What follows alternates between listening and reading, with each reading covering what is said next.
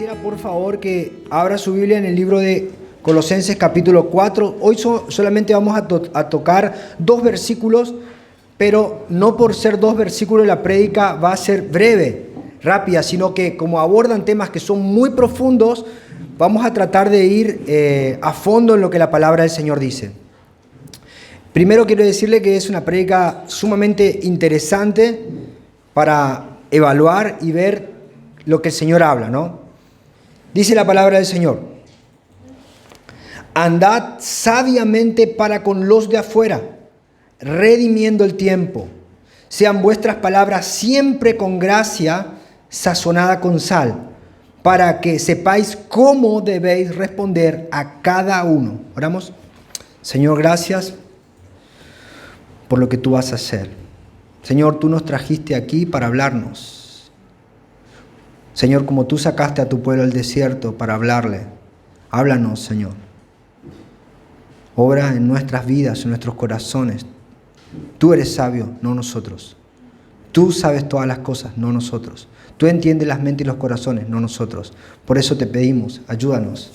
Señor, ayúdanos a obedecerte, a serte fiel, porque tú eres fiel y tú demandas eso de nosotros. Danos sabiduría, Señor, te lo pedimos en el nombre de Jesús. Amén y amén. Hermanos, bueno, este texto tiene una estructura muy simple. Primero hay un mandamiento de Dios. El mandamiento de Dios es muy claro, que dice que debemos andar con sabiduría, sabiamente, para con los de afuera. Y lo dividí en 4 puntos al pasaje. Primero, el mandamiento de Dios, que todos fuimos llamados a caminar con sabiduría, pero no es en cualquier lugar, sino entre o con los de afuera. Así que acá nosotros tenemos que saber primero ¿qué es caminar con sabiduría? ¿Qué es sabiduría? ¿A qué se refiere Dios cuando dice seamos sabios en esto? ¿Y quiénes son los de afuera? Y después, este es el mandamiento. Y luego Dios sobre ese mandamiento añade, dice que debemos ser sabios con el uso del tiempo con esas personas. Sabios en la manera de hablar con esas personas y sabio para dar razón de fe a esas personas. Comenzamos con el texto. Dice: andad sabiamente para con los de afuera. El mandamiento de Dios es que los hijos de Dios deben caminar a diario con gente de afuera. Y para entender el mandamiento de Dios, deberíamos primero definir 2 cosas. La primera es, ¿qué es andar sabiamente? Y la segunda, ¿quiénes son los de afuera? Como dije. Bueno, andar sabiamente es primero conocer todo lo que Dios dice al respecto de algo y aplicarlo a mi vida. No necesariamente es conocer lo que Dios dice, sino que conocer y además obedecer lo que Dios dice y aplicarlo en mi vida. Esto es muy importante. ¿Por qué? Porque nosotros podemos tener una percepción natural de las cosas y yo puedo entender o definir o determinar, bueno, en esta situación voy a moverme de una manera, pero Dios conoce las cosas desde su origen y conoce las intenciones del corazón de cada uno. Y si queremos relacionarnos, haríamos bien primero en escuchar qué dice Dios al respecto. Porque no hay nadie más que Dios que conoce los corazones de todos. Juan capítulo 2, versículos 24 y 25. Jesús dice: pero Jesús mismo no se fiaba de ellos. ¿Por qué? Dice, porque conocía a todos y no tenía necesidad de que nadie les diese testimonio del hombre, pues él sabía lo que había en el corazón del hombre. Entonces, si nosotros queremos andar con sabiduría, primero debemos obedecer lo que Dios dice, porque Dios conoce algo que nosotros no conocemos. Y puede mirar en un lugar donde nosotros no podemos mirar. Entonces, ser sabio no es tratar a las personas como a mí me parece, como a mí me gustaría, sino que ser sabio es hacer y ver cómo Dios piensa y tratar de aplicarlo a mi vida.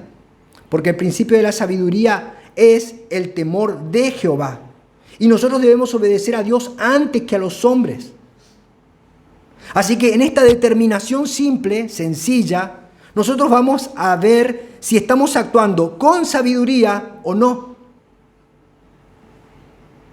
Si yo dejo que Dios gobierne mi vida y que Él determine aún cómo yo me relaciono con las personas de afuera. Eso va a determinar si yo soy sabio o soy un necio. Si estoy más apoyado en lo que yo entiendo o me apoyo en la sabiduría de Dios. Ser sabio, entonces, en resumen, es buscar la voluntad de Dios perfecta y agradable y obedecerle. Por tanto, entonces, la sabiduría es, ¿qué dice Dios de esto? Y después de estudiar qué dice Dios, obedecer. Eso es ser sabio. Ahora dice ser sabio para con los de afuera. ¿Quiénes son los de afuera? Y acá realmente no hice ninguna introducción porque voy a hablar del contexto histórico y el contexto histórico nos va a mostrar cómo entendía la gente de la iglesia de Colosas o cómo veía la gente de Colosas a las personas de afuera. ¿Cuál era el contexto en el que vivían? Bueno, Pablo está encarcelado en Roma y ya había pasado muchos años de su primer viaje misionero y había estado en contacto con la mayoría de las culturas del Imperio Romano. De hecho, creo que le pegaron una paliza en cada ciudad donde fue, pero Pablo conocía cómo era el trato. Y Pablo había estado en contacto y sabía cómo eran o qué pensaba la gente de afuera o cómo veía la gente de afuera a los cristianos.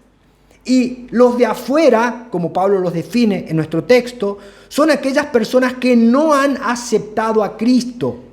Y en la mayoría de los casos, estas personas sí escucharon el Evangelio, pero no quieren obedecerlo. Entonces, yo intenté hacer un repaso rápido de cómo es que en cada ciudad las personas los de afuera trataban a los creyentes. Pablo en Tesalónica, Hechos capítulo 17, del versículo 4 en adelante, lo leemos rápido, pero ahí nos vamos a dar cuenta cómo trataba la gente de afuera a los creyentes.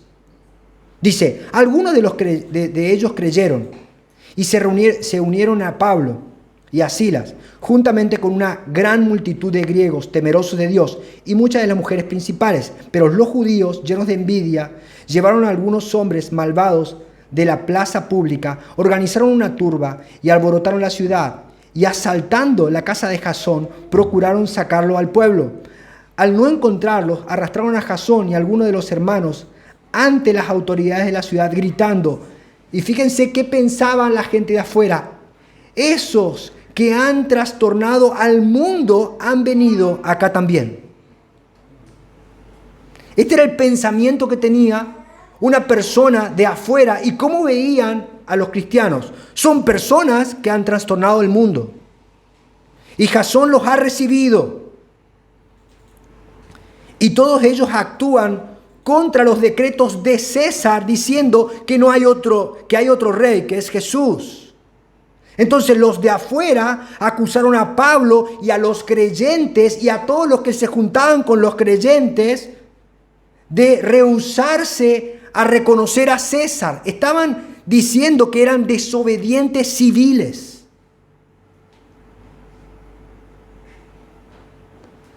Así veían los de afuera a los cristianos.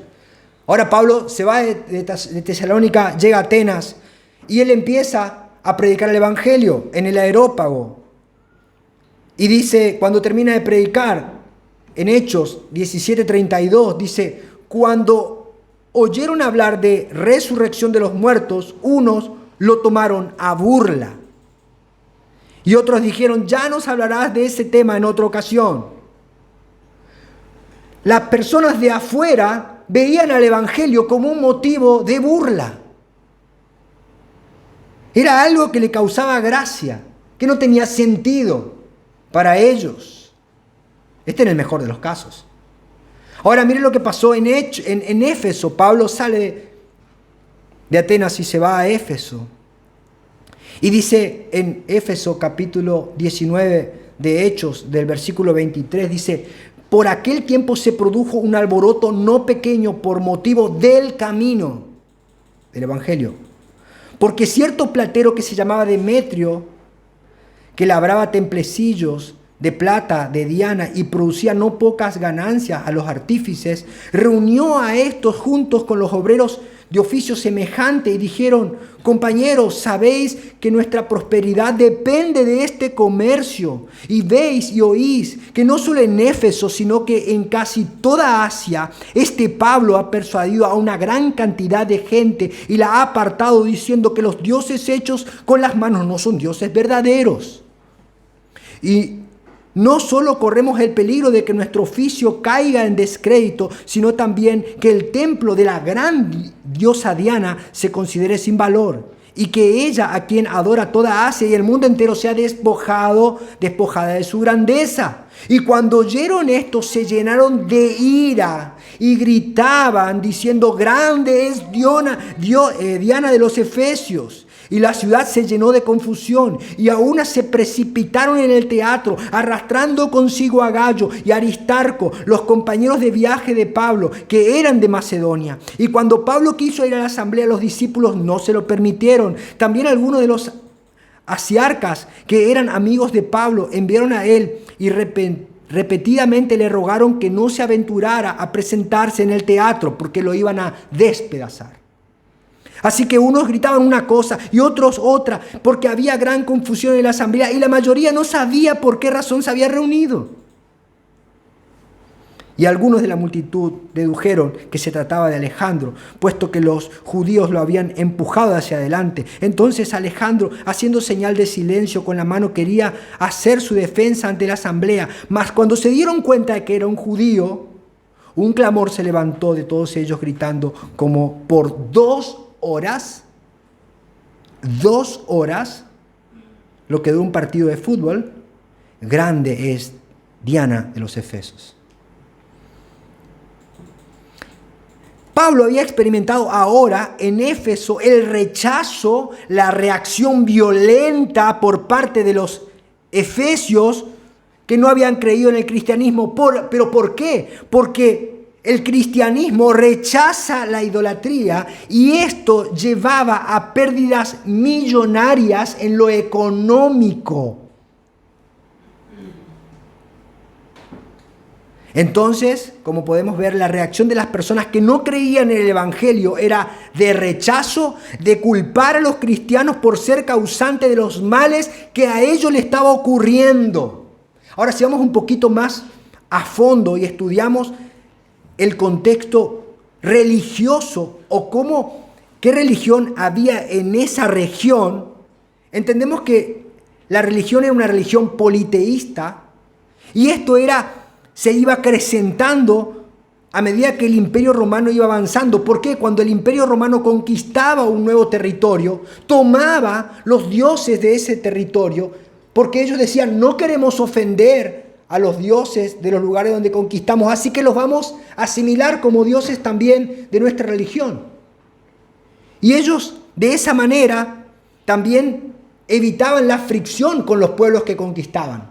Pero además ellos tenían el pensamiento de que cada región estaba gobernado por un principado, una potestad o una deidad. Y si el pueblo de esa deidad se rebelaba en contra de ese Dios mandaba catástrofes climáticos o no mandaba lluvia. Así que ellos dependían de que todos los dioses sean honrados debidamente, de alguna manera. Esa era la creencia en ese mundo. Pero de repente llega un mensaje que no es conciliador,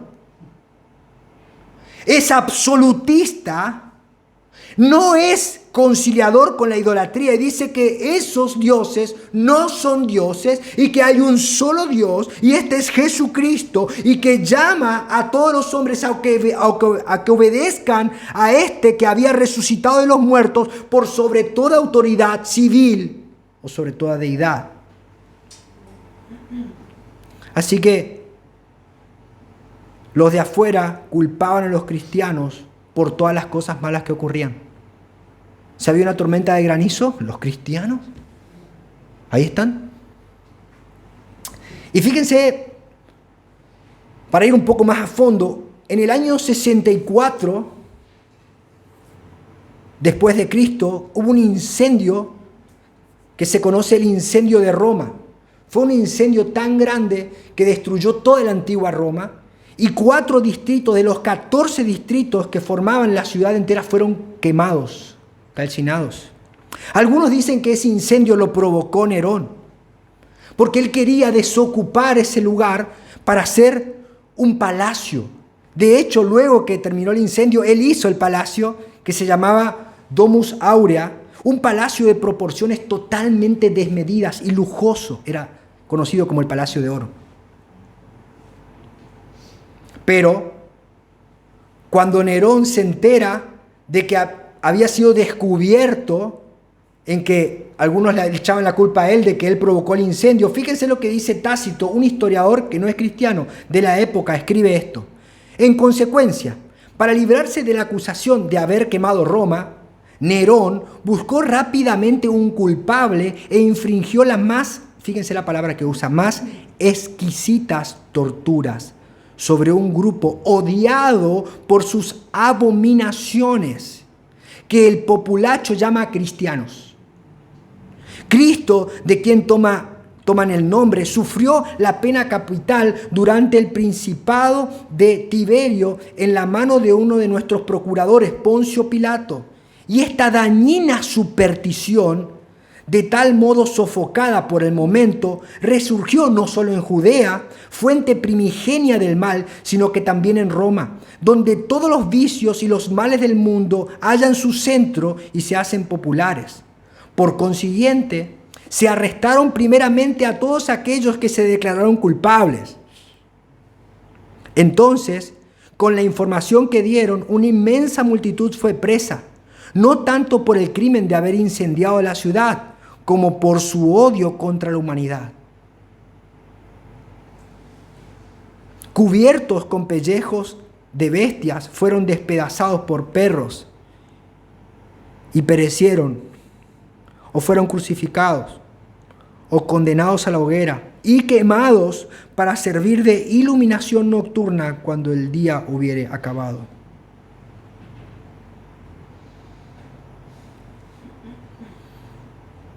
Exquisitas torturas. Esta era la forma que las personas de afuera veían a los cristianos en aquella época. Así que cuando un cristiano se comunicaba con una persona de afuera, tenía que tener mucho cuidado. Mucho cuidado. Porque eran odiados por creer en un Dios que no se podía ver o no tenía ídolos. Eran acusados de los desastres económicos, sociales, culturales, políticos. Pero Cristo ya lo había anunciado antes. En Mateo 10:16 dice: miren, yo los envío como ovejas en medio de lobos, por tanto sean astutos como serpientes e inocentes como palomas. Porque, añade Cristo, porque los hombres los entregarán a los tribunales y los azotarán en sus sinagogas, y hará que sean llevados ante los gobernantes y reyes por mi causa. Pero cuando los entreguen, no se preocupen por cómo deben hablar o qué deben decir, porque en aquella misma hora les será dado lo que deben decir. Porque no son vosotros, no son ustedes los que van a hablar, sino que es el Espíritu de su Padre que hablará por ustedes.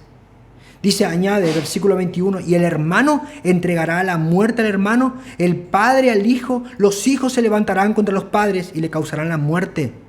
Y seréis odiados por todos por causa de mi nombre, pero que persevere hasta el final será salvo.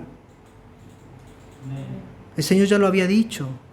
Y las palabras del Señor se cumplieron literalmente en la iglesia del primer siglo. Ahora, ¿qué está pasando ahora? ¿Cómo ve la gente de afuera la iglesia? Tendríamos que preguntarnos, ¿no? Hoy en día, aquí no tenemos una persecución tan brutal, pero ¿qué de los países musulmanes? Allí, si una persona acepta a Cristo, tiene que esconderse porque los mismos familiares lo matan. ¿Y qué hablamos de la zona de los cristianos en África, donde miles de cristianos son martirizados, asesinados por creer en Cristo? ¿Y saben cómo lo hacen? La preferencia que tienen. Prenden fuego los templos con ellos adentro. Algunos secuestran a sus hijas y las llevan para ser esclavas sexuales. Y después tenemos países como Corea del Norte, que prohíbe el cristianismo, o como China, que prohíbe el cristianismo. Pero nosotros tal vez no sufrimos este ataque tan directamente, pero constantemente estamos siendo bombardeados por el plan de propaganda política y movimientos de izquierda, de LGTBQ y más, y quién sabe cuánta basura más. Impulsados por gobiernos de izquierda, marxistas, que niegan la existencia de Dios. Y esto se ha traducido en leyes que no van a cambiar el mundo, sino que solamente se oponen a lo que Dios había establecido. Leyes como el casamiento igualitario. Y cuando en Estados Unidos una persona no quiso hacer una torta para un casamiento gay, fue preso.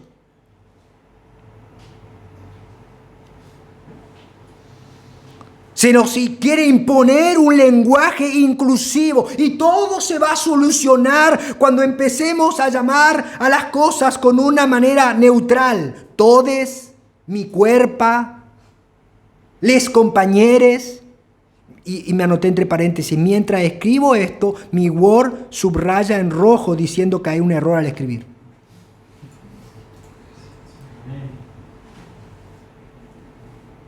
Y quieren adueñarse de la mente de nuestros hijos, tratando de adoctrinarles en el colegio con los voceros de propaganda, inyectando ideologías destructivas que van en contra de la misma biología y dicen que su sexualidad no es la que tienen, sino que ellos la pueden construir de acuerdo a cómo se les parezca.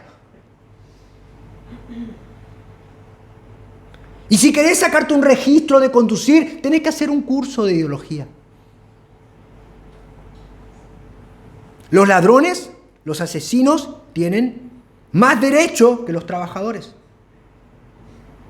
Y el concepto se basa en que la persona roba porque es pobre. Y la pobreza lo llevó a robar el celular de otra persona que cuando se rehusó, le pegaron un tiro y lo mataron. Mató a un padre de familia, dejó al esposo y a sus hijos solos. Y el gobierno gasta más dinero en mantener a este asesino que en ayudar a la familia que quedó sola y sin el sustento.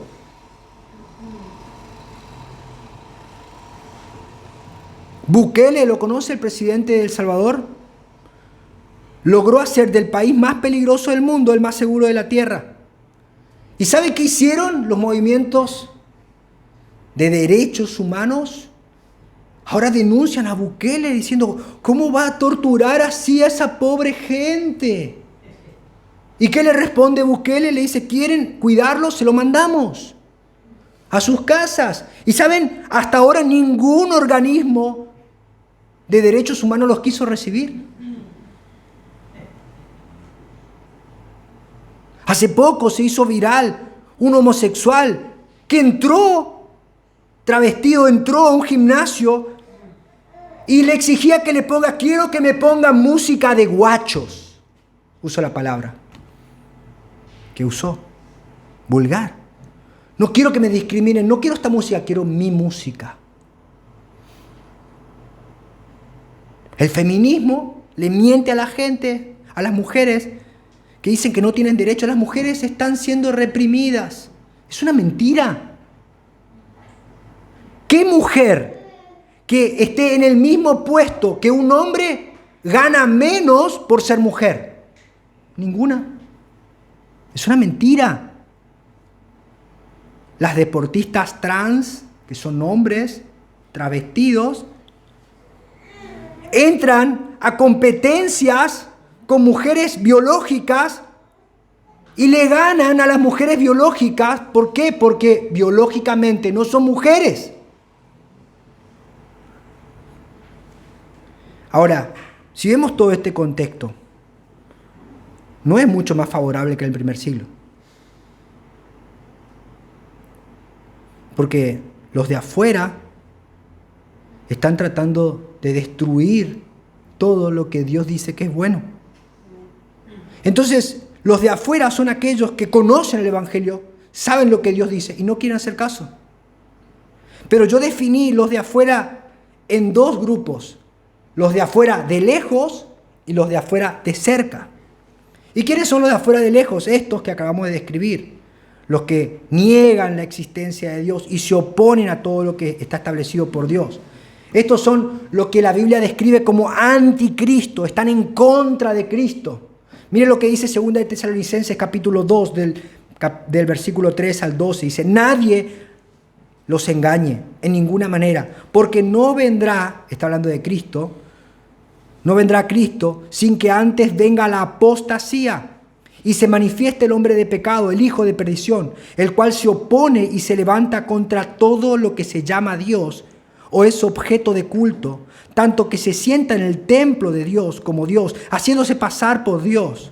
¿No os acordáis que cuando yo estaba todavía con vosotros os decía esto? Y ahora vosotros sabéis lo que lo detiene, a fin de que a su debido tiempo se manifieste, porque ya está en acción el ministerio, dice, de la iniquidad.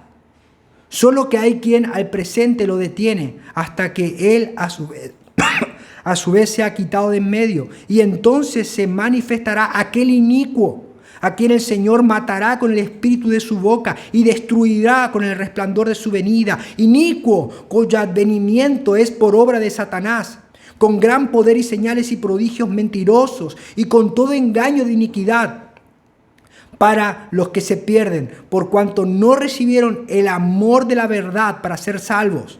Por esto Dios les envía un poder engañoso para que crean la mentira, a fin de que sean condenados todos los que no creyeron en la verdad, sino que se complacieron en la injusticia.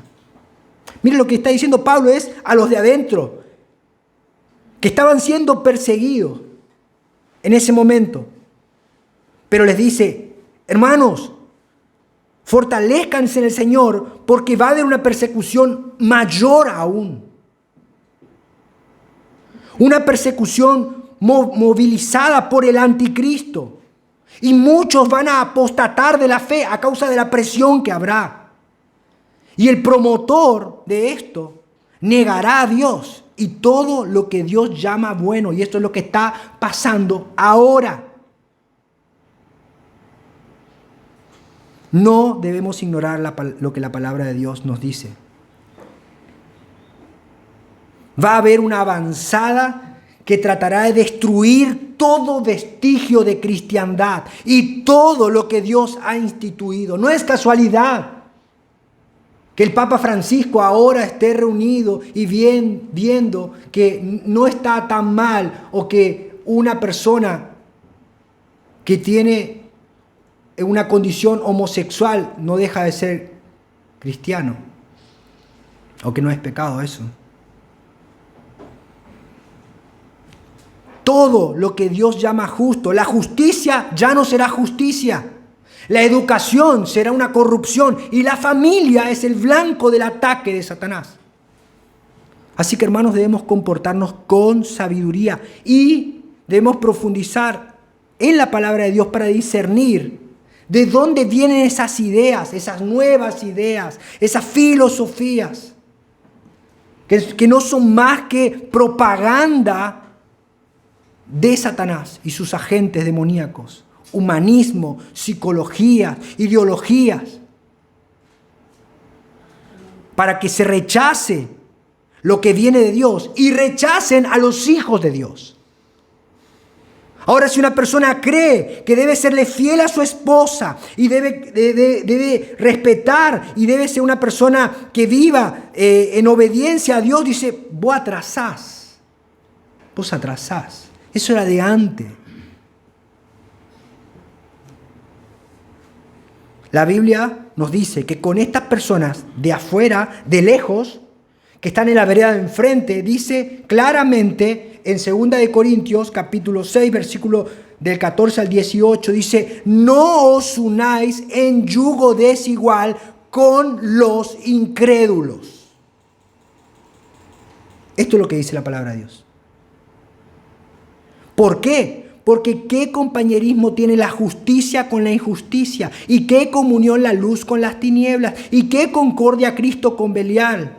¿O qué parte el creyente con el incrédulo? ¿Y qué acuerdo hay entre el templo de Dios y los ídolos? Porque vosotros sois el templo del Dios viviente. Como Dios dijo, habitaré y andaré entre ellos y seré su Dios y ellos serán mi pueblo. Miren la iglesia, los de adentro son el templo de Dios. La iglesia es el templo de Dios. Dios está en medio de ellos. Ellos serán mi pueblo, dice.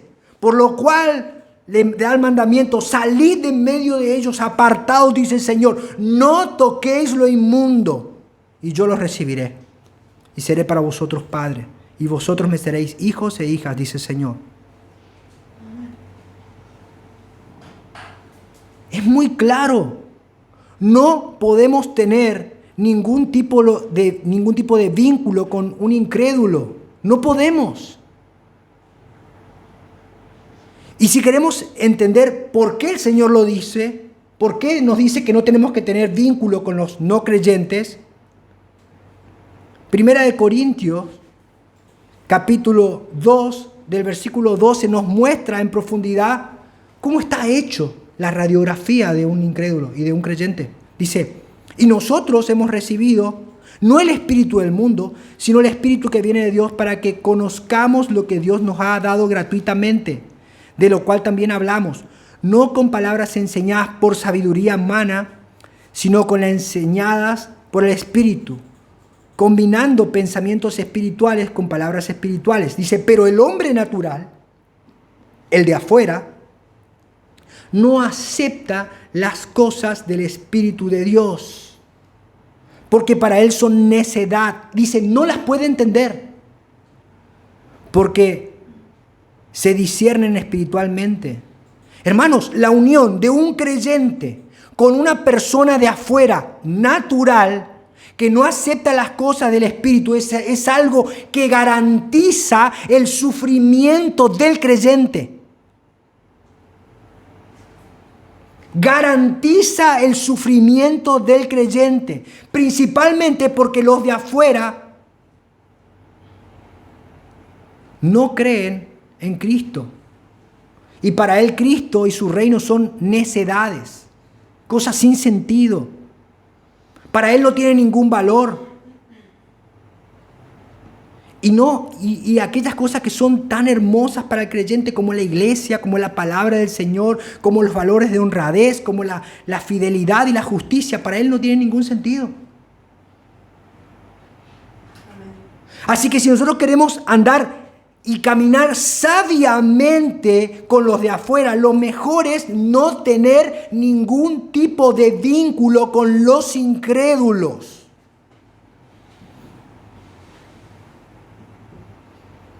No tener nada que nos una con este tipo de personas. Y esto es relativamente fácil con los que abiertamente no creen lo que nosotros creemos. Los de afuera, lejos.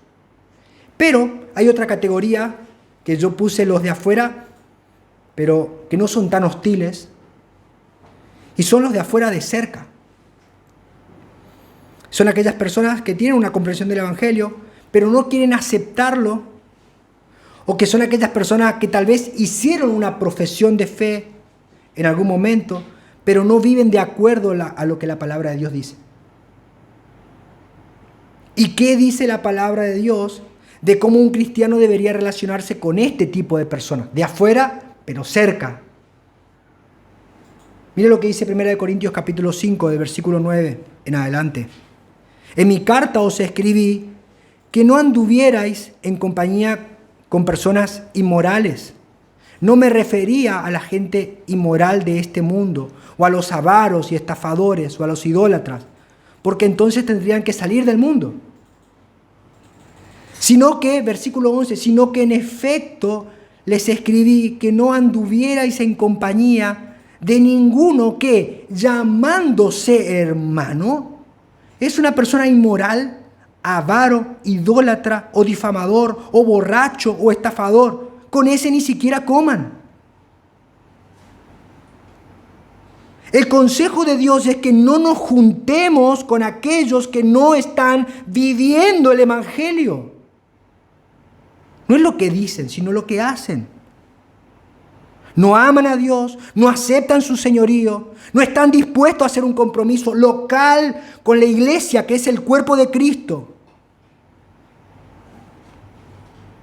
Imagínense que estamos en un barco, todos juntos en el barco. Y el barco tiene un agujero en el medio, una canoa grande sería, ¿no?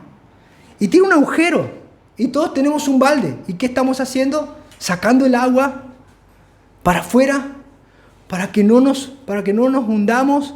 Estamos todos haciendo fuerza, y de repente miramos uno en el fondo que agarra el agua de afuera y la pone adentro. ¿Es eso?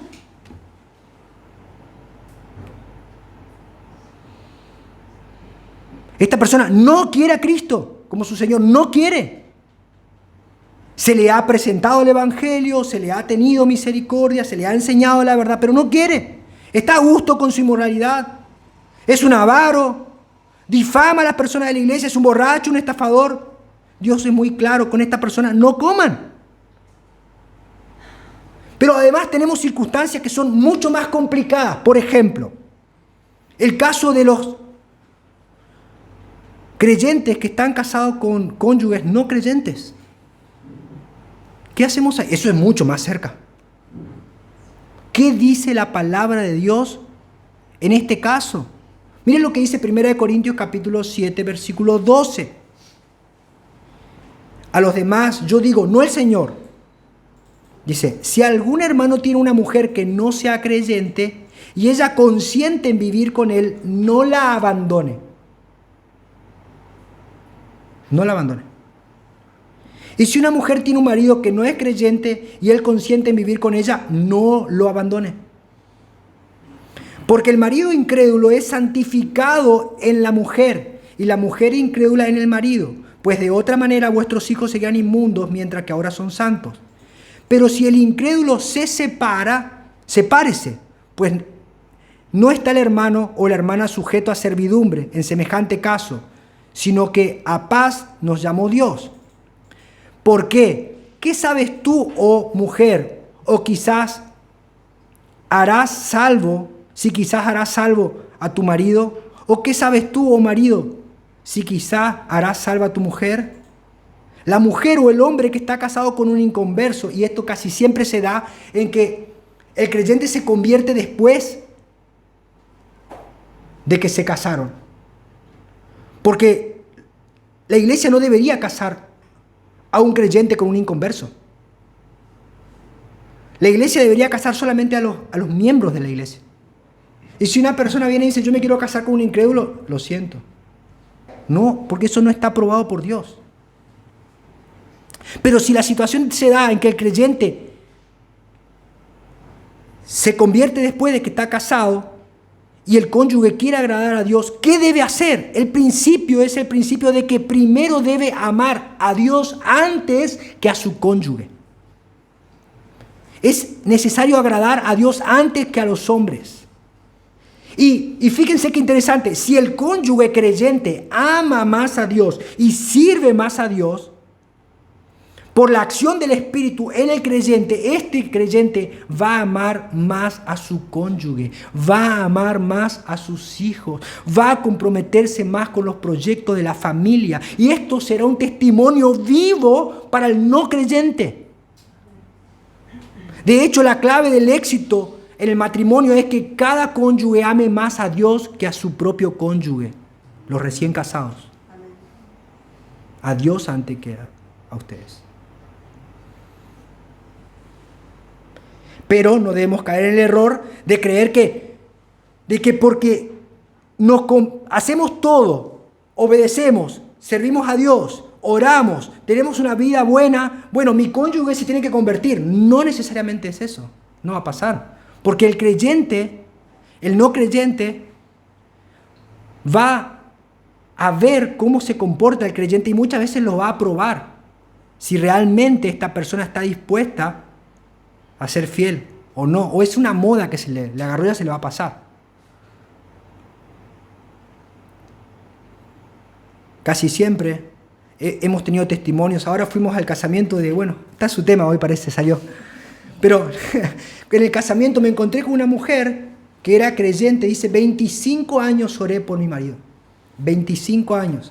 Y fui fiel. Y yo la conocía, era una mujer fiel. Dice, y luego de 25 años mi marido está ahora acompañándome. El caso es que el testimonio no convierte el corazón del incrédulo. Es la palabra de Dios la que la convierte.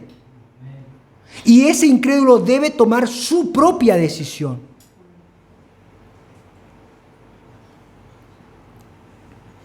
Otro caso es el caso de los hijos que tienen padres que no son creyentes. El mismo principio.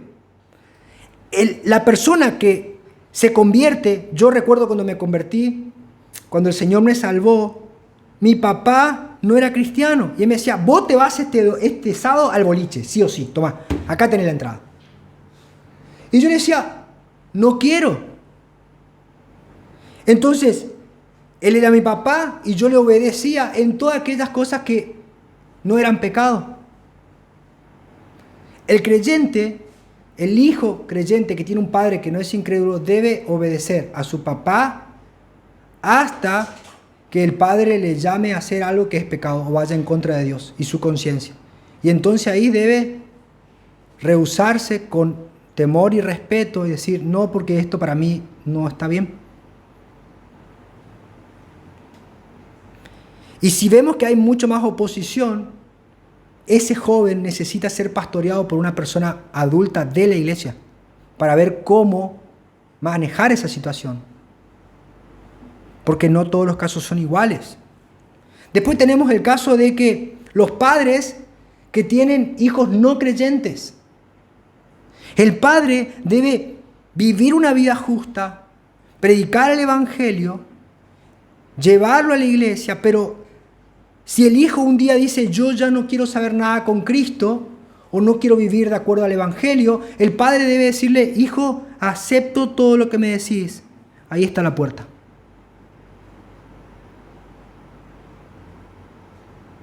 Es tu decisión. Si querés vivir una vida de pecado, hacelo, pero no bajo este techo. Lo mismo en el ámbito laboral.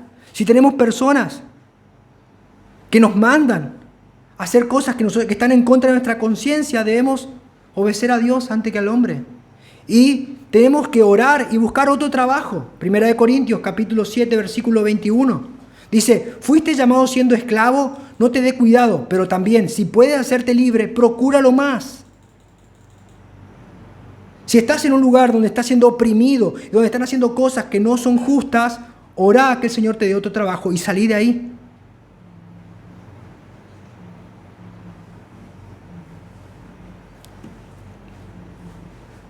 Esto es lo que Dios dice de cómo debemos relacionarnos con los de afuera lejos y con los de afuera cerca.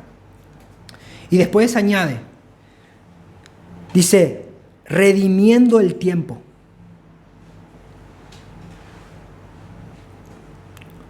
Y fíjense, parece que hay una tensión, ¿no? Porque Dios nos llama a que no tengamos relación con los de afuera, pero también la Gran Comisión nos dice que tenemos que ir a todo el mundo y predicar a toda criatura. Bueno, entonces, ¿en qué quedamos? ¿No? Parece que hay como de alguna manera una tensión en lo que estamos diciendo, pero no es así. No hay una contradicción. Debemos tratar de estar lo menos posible con las personas que no tienen a Cristo como su Señor en sus vidas. ¿Por qué? Porque somos personas permeables y fácilmente influenciables. Todos recordamos la historia de Pedro negando a su Señor. Ahora mire esto. Pedro adentro de la iglesia. ¿Cómo se sentía él? Aunque todos estos te nieguen, yo no te negaré. ¡Wow! Adentro. Su fe estaba como muy arriba, así. Y afuera era un pollito mojado. Lucas nos relata del versículo 54, dice, y prendiéndole le llevaron y le condujeron a casa del sumo sacerdote, y Pedro le seguía de lejos. Y habiendo ellos encendido fuego en medio del patio, se sentaron alrededor, y Pedro se sentó también entre ellos, con los de afuera. Marcos dice, Pedro se calentaba con ellos en el fuego.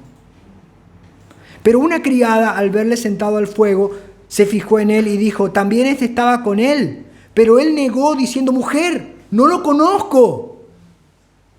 Un poco después, viéndole otro, dijo, tú también eres de ellos. Y Pedro dijo, hombre, no lo soy. Como una hora después, otro afirmaba diciendo, verdaderamente también este estaba con él, porque es Galileo. Y Pedro dijo, hombre, no sé lo que dices. Marco añade, dice, empezó a maldecir y a jurar que no lo conocía. Y enseguida, mientras él todavía hablaba, el gallo cantó. Y entonces, vuelto el Señor, miró a Pedro, y Pedro se acordó de las palabras del Señor. El Señor no le dijo nada, solamente lo miró. Antes de que cante el gallo me negarás 3 veces. Entonces Pedro, saliendo afuera, lloró amargamente. Si no somos sabios y no aceptamos el consejo de Dios, caeremos muy fácilmente en la compañía y seremos amigos y estaremos muy cálidos, muy amenos con personas que nos van a arrastrar a negar a nuestro Señor. Por eso el consejo es que no pasemos mucho tiempo con personas que no son cristianas. Efesios 5:15 dice, mirad pues con diligencia cómo andéis, no como necios, sino como sabios, aprovechando bien el tiempo, porque los días son malos. Y yo pensaba, ¿no? Hoy por causa de las redes sociales pasamos muchas horas con amigos virtuales, consumiendo sus pensamientos, sus ideas, sus estados, sus publicaciones. Y nos dejamos arrastrar por su humor, por su vulgaridad, por sus blasfemias, por sus injurias, por su sensualidad. Hermanos, ¿saben cuántas familias fueron destruidas por esto? Hermano, no pierdas tiempo con estos amigos virtuales. Pagá el precio y salí de ese vínculo con esas personas que no aman a Dios y que compartí durante horas. Es preferible que esté leyendo un libro cristiano o esté leyendo tu Biblia solo que estar horas. Pagá el precio, hermano, pagá el precio. Redimí ese tiempo. Esto es la palabra, redimir el tiempo es volverlo a comprar. Volvé a ocupar ese tiempo en algo que glorifica al Señor. A este tiempo estuve en Córdoba en la conferencia del weekend de 9 marcas. Y lo que me afectó muy fuerte fue que Sam Master dio una conferencia y dijo que todos nosotros tenemos un promedio de 4.000 semanas para vivir nuestra vida. Ese es solamente el tiempo que tenemos. Y el tiempo es un regalo que no se nos vuelve a dar 2 veces. ¿Y cuánto tiempo estamos viviendo? ¿Y qué estamos haciendo con nuestro tiempo?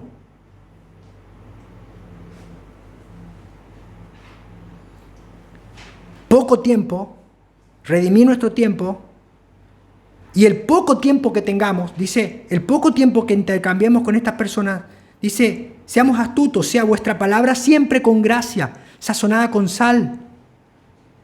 Debemos ser sabios. Los que han sido salvados por Cristo deben vivir sus vidas en todo tiempo como si fuera en la presencia de Dios. Y los versículos anteriores al texto que estamos leyendo, Pablo dejó un principio de cómo deberían comunicarse los cristianos. Dice Colosenses 3, versículo 16, dice: la palabra de Cristo mora en abundancia en vosotros, enseñándose y exhortándose unos a otros con toda sabiduría, cantando con gracia en vuestros corazones al Señor, con salmos e himnos y cánticos espirituales. Y todo lo que hagáis, sea de palabra o de hecho, hacedlo todo en el nombre del Señor Jesús, dando gracias a Dios Padre por medio de Él. Si bien este es el principio para los de adentro, es el mismo principio para marcar lo que hablamos con los de afuera. Miren lo que dice 2 de Timoteo capítulo 4, versículo 1, dice: te encarezco delante de Dios y del Señor Jesucristo, que juzgará a los vivos y a los muertos en su manifestación y su reino, que prediques la palabra, que instes a tiempo y fuera de tiempo, en todo tiempo. Redarguye, reprende, exhorta con toda paciencia, porque vendrá tiempo cuando no sufrirán la sana doctrina. Y mire lo que dice. Segunda de Timoteo, versículo 23. Debemos buscar en todo tiempo la ocasión para predicar el Evangelio. ¿Y cómo debemos hacerlo? Dice 2 de Timoteo 2, versículo 23. Pero desecha las cuestiones necias, insensatas, sabiendo que engendran contiendas. No hables de política, hermano. Habla de Cristo. No hable de fútbol si vos sabés que River siempre le va a ganar a Boca. No hable de fútbol, hermano. Pequeña broma. No se me enoje, hermano. Estaba muy tenso. Pero dice: porque el siervo de Dios no debe ser contencioso, sino amable para con todos, apto para enseñar, sufrido, que con mansedumbre corrija a los que se oponen, por si quizá Dios le conceda que se arrepientan para conocer la verdad. No es lo que yo digo lo que va a cambiar el corazón, es Dios el que le da el arrepentimiento. Pero si yo no le predico, no va a haber nada, no hay medio. Pero el cristiano no debe ser contencioso. No debemos andar en las redes sociales ganando debates. Comparte algo Guillermo Maldonado y ahí están todos criticándole: hereje, blasfemo, eso está mal, qué sé yo, y gano los debates y la gente me pone me gusta. Eso no es ser cristiano. Eso es usar la verdad para que la gente te mire a vos. ¿Y cuántos se convirtieron? Ninguno.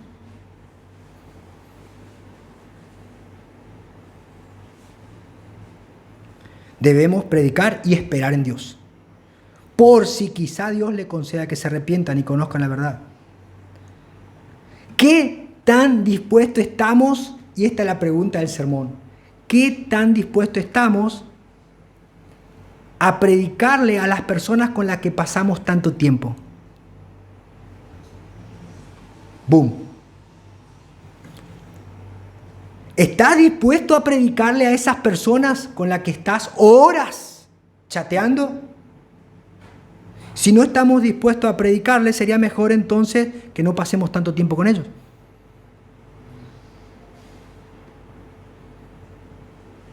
Dice nuestro texto: para que sepáis cómo debéis responder a cada uno. Debemos ser sabios, debemos saber cuál es la esperanza a la que Dios nos llamó.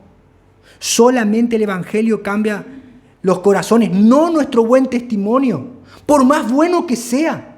Digo, no, pero no puede ser tan bueno este chico. Ay, bueno, pero igual yo no quiero creer en Cristo. Lo único que cambia el corazón es el Evangelio, y no debemos avergonzarnos del Evangelio. Por eso Pablo habla en Romanos, dice: porque no me avergüenzo del Evangelio, porque es lo único que cambia el corazón, porque es poder de Dios para salvación a todo aquel que cree, al judío primeramente y también al griego. Y hermanos, debemos entender en profundidad la profundidad del Evangelio, su alcance. Debemos estar dispuestos a predicarlo y a no avergonzarnos de él.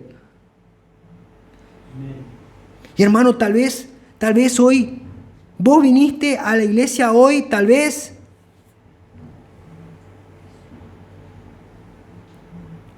a escuchar el Evangelio. Estás acá adentro, cantaste las canciones, compartís con nosotros, pero vos sabés en tu corazón que todavía no sos de adentro, sino que estás afuera.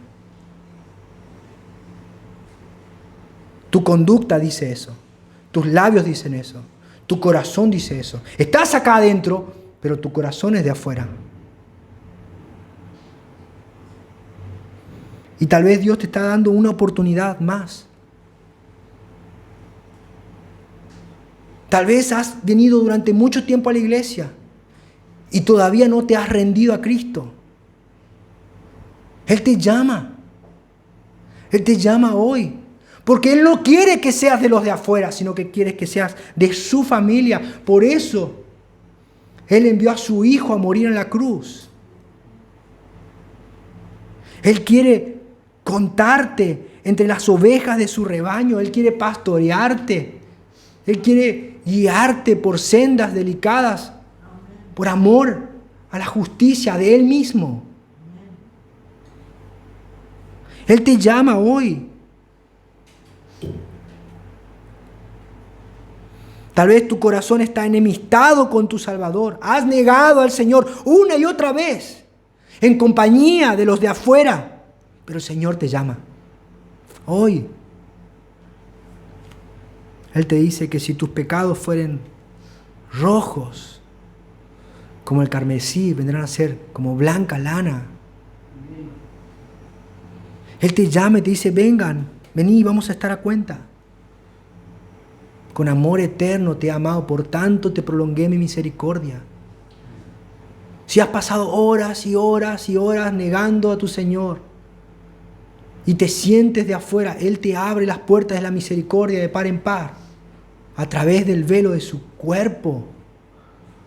Ven a Cristo hoy. Reconcíliate con Dios.